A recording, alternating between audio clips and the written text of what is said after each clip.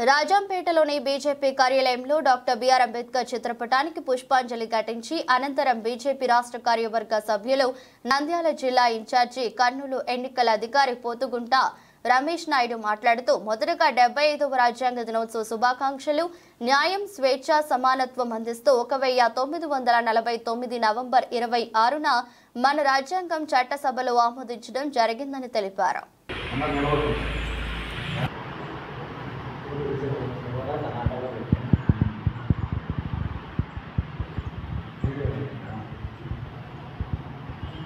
BR Ambedkar జోహార్ doctor BR Ambedkar జోహార్ doctor BR Ambedkar.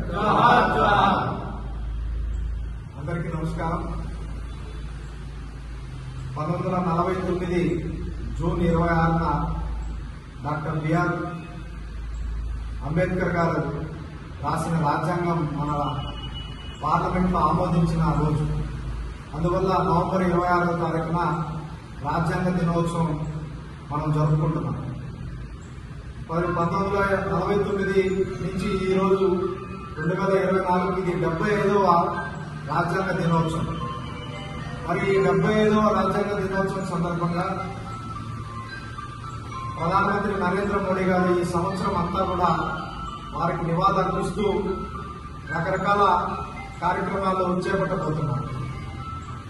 మనం భారతదేశంలో ఇంత స్వేచ్ఛ స్వతంత్రంగా అన్ని వర్గాలు జీవిస్తున్నాయంటే కేవలం డాక్టర్ బిఆర్ అంబేద్కర్ గారు ఆనాడు ఎంతో దూరదృష్టితో రాసిన రాజ్యాంగం.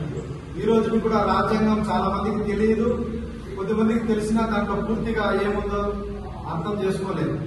కాబట్టి భారతీయ జనతా పార్టీ ఈ 75 సంవత్సరాలు పూర్తయిన సందర్భంగా దేశ ప్రజలకు యువకులకు ఒక పిలుపునిస్తుంది. మీరందరూ కూడా ఈ అంబేద్కర్ రాసిన ఈ కాన్స్టిట్యూషన్ బుక్ ఈ రోజు కొనుక్కోండి, లేదా ఆన్లైన్ లో లేకపోతే అప్లై చేసుకోండి, ఆర్డర్ పెట్టుకోండి. ప్రతి ఒక్కరూ కూడా డాక్టర్ బిఆర్ అంబేద్కర్ రాసినటువంటి రాజ్యాంగాన్ని చదవడం అలవాటు చేసుకోండి. ఎందుకంటే మన భారతీయులుగా మనం రెస్పెక్ట్ ఇవ్వాల్సిన మన రాజ్యాంగానికి. కాబట్టి ఆ రాజ్యాంగంలో ఏ ఉన్నాయి, ఏ విషయాలు ఉన్నాయి, మనకి ఏ ఉపయోగపడతాయి, ఈ దేశానికి ఎంత ఉపయోగపడే విధంగా రాశారో అవన్నీ తెలుసుకోవడానికి ప్రతి ఒక్కరూ కూడా ఈ రోజు 75 సంవత్సరాలు అయిన సందర్భంగా ఆ పుస్తకాన్ని కొనాలని చెప్పి భారతీయ జనతా పార్టీ తెలియజేస్తూ మరొకసారి వారికి ఘనమైన నివాళులు అర్పిస్తూ జై హింద్, జై భారత్. మీరు మాట్లాడారు.